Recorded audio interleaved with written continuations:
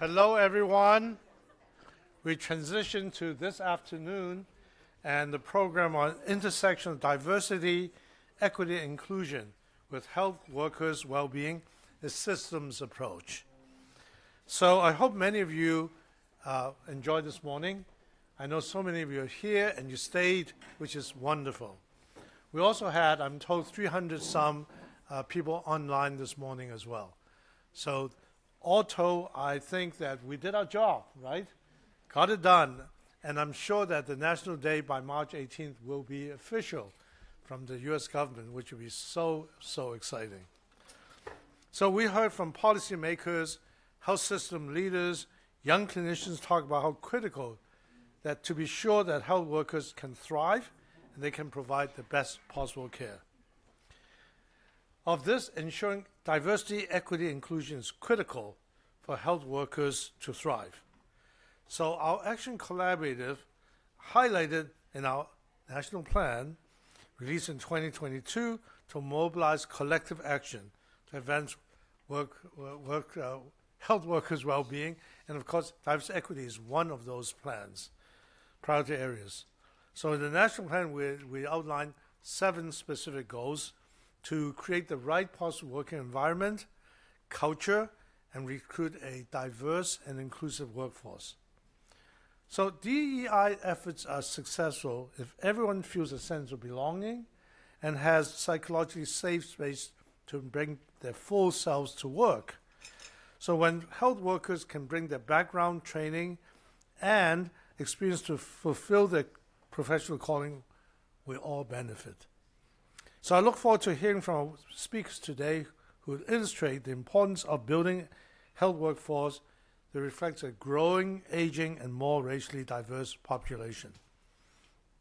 I just want to tell you that DEI has always been really, really, really central to national care medicine. In fact, in 2008, we probably among the first to have in our mission statement the word equity. And of course now, thank God, lots of people are understanding how important it is.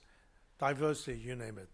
And we're very proud to say that working with all of you, looking at this audience of diversity, and of course our membership, and we have reached, as you know, Academy membership is elected, but we've been able to mobilize effort on this area, and particularly Cato Lorenzen run a workshop called Black Men and Women in Health and Medicine. We now have 50% of our newly elected members as underrepresented minority and 50% women for the last 2-3 years. Thank you. Okay, so before I ask Sharita Golden to come up, I just wanted to ask you to take a moment to acknowledge the unfortunate and untimely passing of Dr. Edith Mitchell, the past president of the National Medical Association. I know many of you know, and she was a great member of this collaborative. Dr. Mitchell was a medical oncologist, champion of health equity, and the first woman physician to attain the rank of U.S. Air Force Brigadier General. Given her commitment to eliminating health disparities, her dedication to improving the number of minority cancer care providers, and her commitment to diversity, as well as long-term service to NAM through this collaborative, I'd like all of you to honor her with a moment of silence.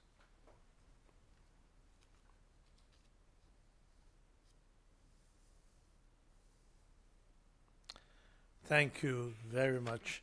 We'll remember her fondly. She's done so much for the medical profession and for the health profession that we certainly will remember her very fondly forever. So I'm glad to ask Sharita Golden, who's the planning committee co-chair, to come up. And she just is so timely, holding this meeting. And Sharita, we just want to thank you so much for your great leadership. And let me say a big thank you for organizing this. Over to you.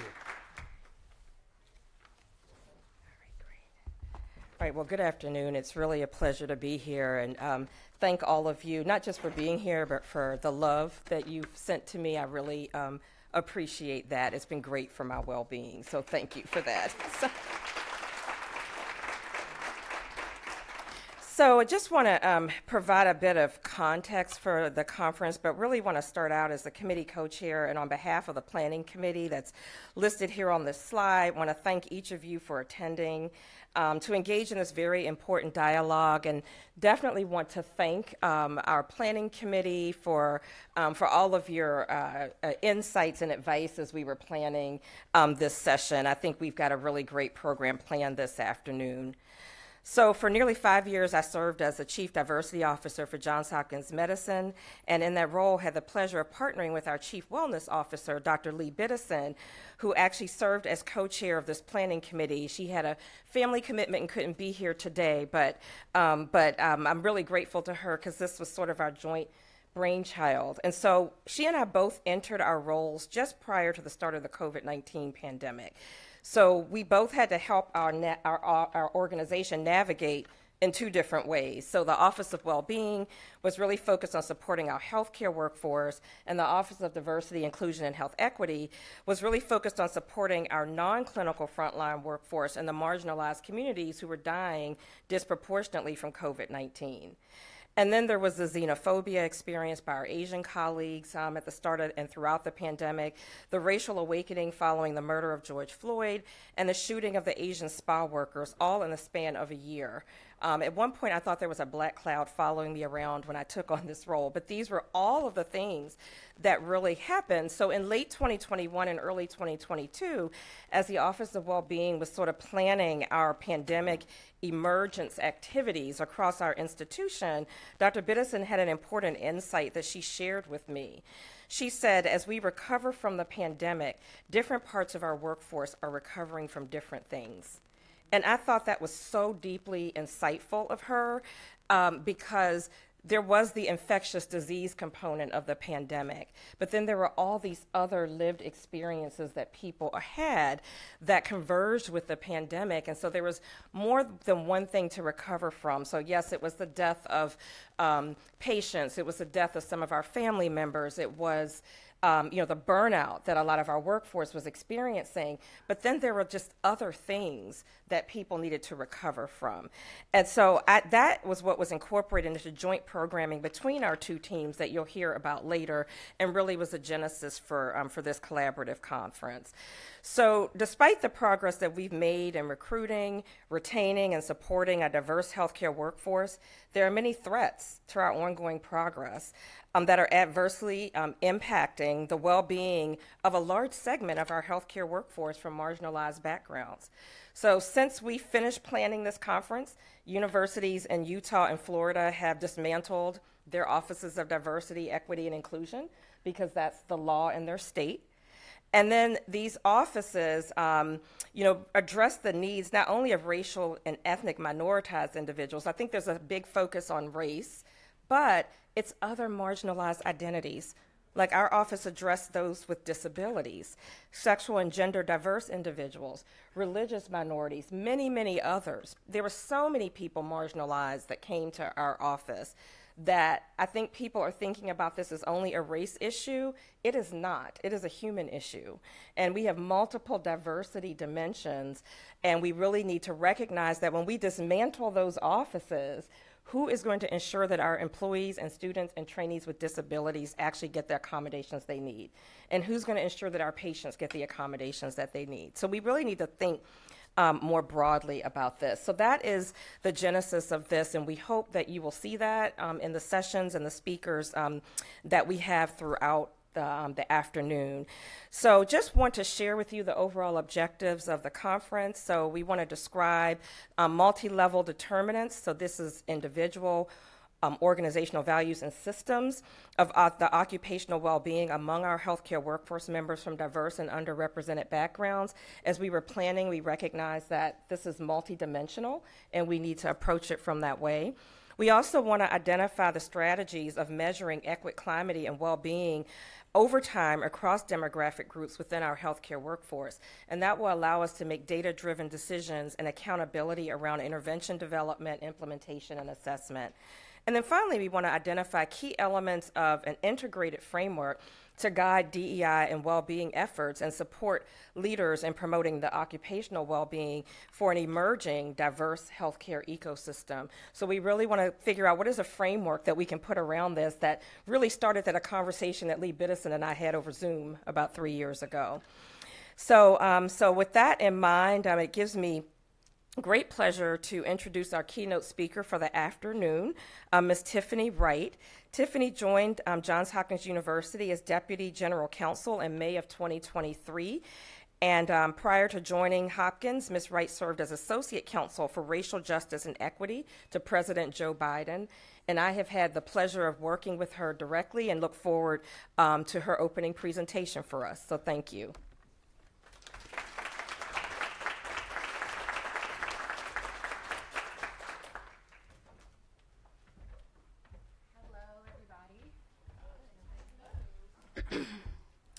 I was telling Dr. Golden that I left my blazer at home, so I feel underdressed in front of all of you.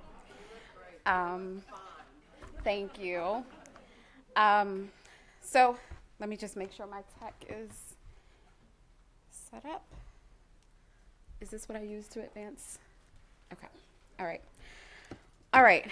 So it's my pleasure to join all of you to talk about diversity, equity, inclusion, and health worker well-being.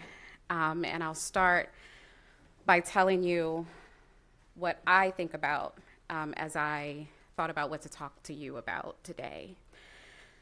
One day about 18 months ago, I was getting ready for work at 4 a.m. I'd worked until 1 a.m. and was already up and ready to do it all over again. I was exhausted, and then I happened to catch a glimpse of myself in my closet mirror, and I was mortified. I was about 50 pounds over my normal weight. My dark under eye circles that I inherited from my father were almost black. One of my front teeth had a visible hole from a cavity that I had been ignoring for quite some time. And I felt worse than I looked. I was tired, I was achy, I was irritable. And then there was a pain in my left breast that I had been ignoring for months. And I was so scared by what I saw in the mirror that morning that I finally decided it was time to go to the doctor, so I did. And the images revealed a suspicious mass in my left breast, and after an ultrasound, my doctor told me that I would need to have a biopsy. Even scarier than all of this was my reaction to that news. I was a little fearful, but if I'm honest with you, the prospect of it all ending and there being quiet and peace and no demands on my time was kind of welcoming. And the fact that I would even think about welcoming death was what finally scared me straight. I wanted the noise to stop, the stress of it all to end, but I also wanted very much to see my children grow up and to grow old with my husband. At the time, I was working as associate counsel to the president. I had been hired to advise the president and others in the administration on the response to Dobbs versus Jackson Women's Health Organization. In Dobbs, the court reversed nearly 50 years of precedent, including the landmark decision in Roe versus Wade, and held that the Constitution does not protect women's right to choose whether and when to become parents, or even to protect their lives when continuing a pregnancy threatens to kill them. And it soon became clear that this opinion would have devastating impacts. States were threatening to refuse to allow doctors to perform emergency abortion care in life-threatening situations. States were threatening to punish doctors who helped rape victims leave states to obtain abortion care. And I was met with these horror stories every day, in addition to being involved in the response to things like Uvalde, the shooting that happened there, and working very hard on all of our racial justice and equity initiatives that were threatened by the current legal environment. I come to the White House after spending years litigating cases of police brutality, and I had intentionally selected the hard ones. The ones with no video, with no witnesses, where there was no protest, there was no one watching, but where there were family members who desperately wanted to know what happened to their loved ones. The work consumed me, but it was damaging, because for all this time, through the police brutality cases to my work at the White House, I have been internalizing all the hatred, all the vitriol, and I wasn't deflecting the blows. I was taking them in and letting them harm me over and over again. And I knew for me, this level of stress was a real threat because for 3 generations, the women in my family have died of sudden heart attacks far too young. And at 23, I had already suffered a heart attack myself. So now I decided that it was time for me to get real about my health and my well-being.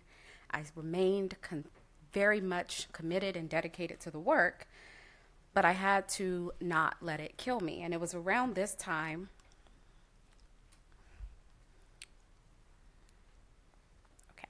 that a friend of mine sent me flowers with this quote on it.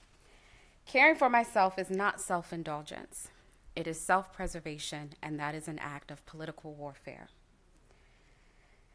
And I started to think about what this meant. How could taking care of myself be an act of resistance or even warfare? And I realized that it's precisely because of attacks on diversity and true equity, because those attacks are in part intended to destroy my presence in the spaces I occupy and to destroy me, that by prioritizing my survival, it was in fact an act of resistance. And so I resolved that I will fight, but I will not give my opponents the satisfaction of watching it kill me. So the matriarchs in my family that I mentioned a moment ago, they'd worked hard and they died too young so that I could make a different choice. So after my biopsy returned no sign of cancer, I took what I now understand to be a supremely brave step and the highest form of self-care. I quit. I did what I needed to do to survive another day to stay in the race. And so just a few months later, after taking some time off and getting all of those health issues that I just told you about resolved, I found myself on the receiving end of another Supreme Court disaster. I am now the Deputy General Counsel at Johns Hopkins University. And to be clear, I'm speaking to you in my personal capacity and not on behalf of the university. But I was in that position when in June of last year, the Supreme Court decided students for fair admissions versus Harvard and versus the University of North Carolina. And in that case, the court reversed nearly 45 years of precedent to hold that the Constitution does not permit the consideration of race in admissions. The same Constitution that for years had been interpreted to close doors to diverse people was now being used as an obstacle to remedying that wrong. As with Dobbs, the abortion case, this opinion has devastating consequences, particularly in healthcare, where the lack of diverse healthcare professionals is deadly. And it's been painful to watch institutions display cowardice rather than courage in the face of these attacks, especially when there is so much on the line, and especially when those who do this work are already so downtrodden. But back to the Supreme Court. Both Dobbs and SFFA, which restrict rights for diverse communities and stand contrary to DEI, are based on the same constitutional amendment, the 14th Amendment to the Constitution. So this amendment is one of the most, and yes, we're going to talk about law because I'm a lawyer and I don't know how to talk about anything else.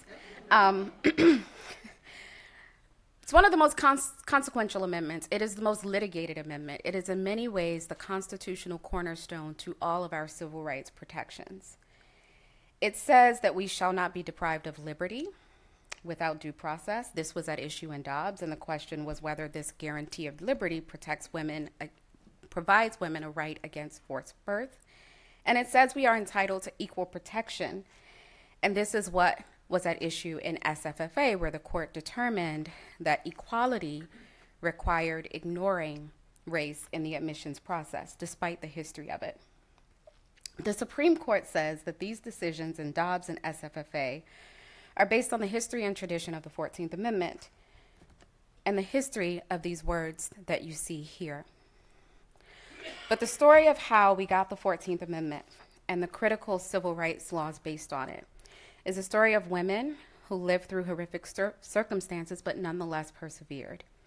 Women who did not own their bodies or their labor and may not have had the luxury of prioritizing their well-being, but who nonetheless persisted so that we could prioritize our well-being. These women are often left out of the narrative, but I find inspiration in their sacrifice and motivation to do the work and to practice that highest form of resistance, protecting our peace, our well-being, and our lives. So in the next, how long do I have? 15 minutes. I will try to tell their stories. Stories that can serve as a model for all of us and women whose work ensure that the rights to bodily autonomy and equal access to education are enshrined in our laws. And in the process, I will try to demonstrate how very wrong the Supreme Court is when it says that history and tradition of the 14th Amendment does not protect the rights that we hold so dear. So the 14th Amendment guarantees liberty. What does that mean? There we go. The impetus for the amendment was the ending of slavery, and so the 14th Amendment was ratified in 1868, came at the end of the Civil War, and it was really an attempt to provide formerly enslaved, newly emancipated people a right to full and free participation in civic life. The amendment was heavily debated in the years following the end of slavery. One of the senators who drafted it and debated it said, "It is difficult to define accurately what slavery is and what liberty is as well." So the purpose of this amendment is to be everything that slavery was not. And what was slavery for enslaved women? It was a total and complete denial of bodily autonomy. Enslaved women could not be raped by law. Women who sued for the right to raise their children were denied, with courts saying that the young of enslaved women were no different than livestock. By law, if someone owned an enslaved woman, they necessarily owned all of her future generations. Enslaved women in this country are the only women in this country's history to have experienced a total and complete denial of bodily autonomy enforced by law. And it did not end with slavery. When the 14th Amendment was being drafted, so back to that word liberty, Black women who had only recently been freed from slavery risked their lives to testify to Congress about the sexual assault and denial of any autonomy over their reproductive capacity, and told Congress about this unique form of terrorism and outrage against them. These women include Hannah Tutson, who told Congress how she had been raped and whipped, so much so that she bled from the soles of her feet. And the testimony of people like Ms. Tutson ensured that as Congress debated what liberty meant when they put it in the 14th Amendment, they understood that the liberty they were enshrining was the liberty to guard your bodily autonomy and family decisions. So there's strong evidence, in fact, that liberty includes the right of women to self-determination and bodily autonomy. What about equal protection and education? We know that one of the main aims of equal protection was ensuring equality in education. How do we know that? Well, again, we look to the history and tradition of those words. So reading and writing was, in fact, a crime for enslaved people, with punishments ranging from beating to castration, amputation of body parts, or even death. Scholars estimate that just about 5% of enslaved people were able to read or write on the eve of the Civil War, but this would change, and radically so, after the Civil War brought emancipation. A main objective, more than land or work, for many newly freed people was education. And it was, in fact, those newly emancipated people who would build the first public school systems in the South. In Georgia, for example, Black leaders formed the Georgia Educational Association to supervise schools in districts throughout the state, to establish school policies, and to raise funds to help finance the cost of education and the building of school. Through the association, Black people sustained in full or in part the operation of more than 2/3 of the state's schools, and they were open to all. By the fall of 1866, they had financed entirely or in part 96 of the 123 public schools in the state and owned 57% of the building. W.E.B. Du Bois would write that public education for all at public expense in the South was a Negro idea, and that illiteracy rate or the literacy rate, which was 5% just before the war, would rise to nearly 80% in the years following emancipation. So it's from that context that we get these words in the 14th Amendment: a guarantee of liberty and a guarantee of equal protection. And we know how the Supreme Court interpreted those words today, but it's worth looking at how they interpreted them then. So the Supreme Court would hold in a series of cases, starting with the civil rights cases, where the court said, we're tired. It's 20 years after the end of slavery, and they're already tired of enforcing civil rights protections. And so in the civil rights cases, they said, how long do Black people get to be the special favorites of the laws? In Cruikshank, the court held that the 14th Amendment, those words about liberty that I just had up a moment ago, do nothing against private discrimination. So private institutions of higher education or private schools, even after the 14th Amendment, remained able to discriminate and exclude people of color. Famously in Plessy in 1896, the court said that as for public schools, they could discriminate because the court said that the doctrine of separate but equal was lawful. And again, though, women would persist in resisting. And it would take another fight, just like the Civil War, to reiterate what the 14th Amendment already said. And so this is Fannie Lou Hamer. I hope many of you have heard of her. She's quite amazing, if you haven't. Her grandmother gave birth to 23 children. 20 of them were the product of rape. Her mother carried a gun in her lunch bucket just in case she were attacked as she worked. Fannie Lou Hamer herself desperately wanted children, but she went to a hospital in 1961 to have a small cyst removed from her ovaries and found herself sterilized against her will. And she knew that she could never take legal action because it would have been tantamount to taking her hands and screwing tacks into her own casket. But she did get the chance, just as those women in the wake of the Civil War testified before Congress about what they had endured. Thanks to video, we can hear what she said about what she had endured.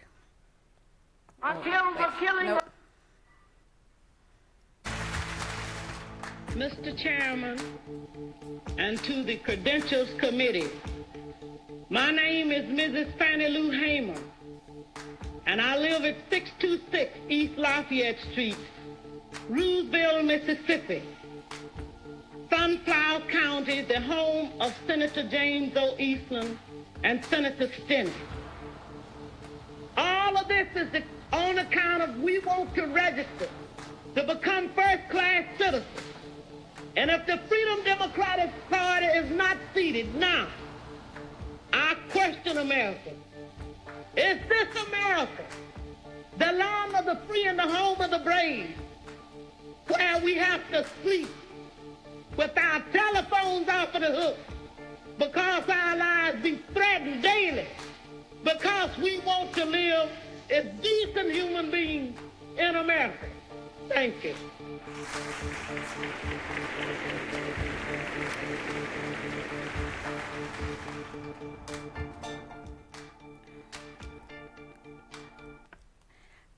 And just a note on, I mentioned the bravery of the women who testified after the Civil War, and it's worth noting again with Ms. Hamer, she gave her address. Until the killing of black men, black mothers' sons. And so she gives this testimony where she gives her address, and as you heard her say, her life was threatened daily, and she was a victim of many racially motivated terrorist attacks. And so the bravery of these women to testify about what liberty requires is significant. And then there's another woman who's often forgotten by history. This is Ella Baker, who's often referred to as the mother of the civil rights movement. Until the killing of black men, black mothers' sons, becomes as important to the rest of the country as the killing of a white mother's son.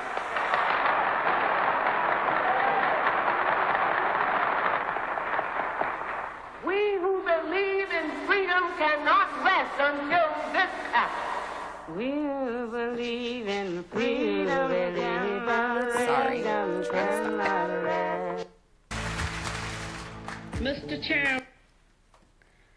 And it worked, as it had during the period of Reconstruction. These women's efforts prompted legislation that would, again, further enforce what the 14th Amendment, because we ignored it during the entire Jim Crow period. And so what these people sacrificed gave rise to what I call the arsenal of civil rights. And so these are words from President John F. Kennedy upon the passage of Title VI to the Civil Rights Act of 1964. He said, "Simple justice requires that public funds to which all taxpayers of all races contribute not be spent in any way which encourages, entrenches, or subsidizes or results in racial discrimination." So the significance of this is that for the first time, it includes private entities. So now private institutions of higher education, private programs, if you receive federal money, you have to abide by the 14th Amendment's commands. And so we get this arsenal that really stood for many years. So they have the 14th Amendment, which says liberty and equal protection. Title VI, which says if you get federal money, you can't discriminate on the basis of race. Title VII, which forbids discrimination in employment for employers who have more than 50 employees. Title IX, which protects against discrimination on the basis of gender. All of this is because of the work that the people we just talked about did for us. And then you recall what the Supreme Court did in the immediate aftermath of the 14th Amendment. And we find ourselves here where the Supreme Court has again acted to pull back on protections for equality and for liberty. And so in Students for Fair Admissions versus Harvard, the court said that the 14th Amendment does not permit colleges, universities, or any program or activity that receives federal money from discriminating on the basis of race. Now, here's the gaslighting of it all. The court defined discrimination to mean the invidious, hateful discrimination that excluded people of color is the same legally as any effort to fix the impacts of that discrimination. So if you say, I am going to consider race as one factor among many, as part of an admissions process, in order to ensure that I'm getting the educational benefits of diversity, that is no different than for 100 years saying black people, brown people may not enter here. So that's the equivalency that the Supreme Court has drawn. And as all of you know, in healthcare, that can have truly deadly effects. And so just in closing, I think I have like 30 seconds left. I will just say that, I told you before I started this job, I did the work of figuring out how to take better care of myself. And that includes, everybody in my office knows that my time with my therapist is sacred. Don't talk to me. Don't ask me to move it because I won't. But I'll also say that it's hard in moments like this to find the motivation to do the work of diversity, equity, and inclusion when it's so under attack. And I know that Dr. Golden has heard me say this before, but in 2016, I was clerking for Justice Sotomayor, and Donald Trump won the election. And I had started that year thinking, I'm going to get a Justice Garland or, some other liberal justice. And finally, these things that I care about, we can start making progress. And obviously, that's not what happened. And so a lot of us felt like, why do this work when at the end of the day, there is a hostile Supreme Court? And so why, right? And it is these women's stories that pushed me to continue, because what I find amazing about these women is that they did this work as enslaved people, as people living in Jim Crow. They had no reason to believe that their efforts would be successful in their lifetimes. That's a privilege when you get to see the fruits of your labor in your lifetime. And it's arrogant, or I felt it was arrogant of me to say, I'm not going to do the work if I don't get that. So to all of you, I would say, please keep doing the work. It will save lives. It matters. But please also take care of yourselves and your families.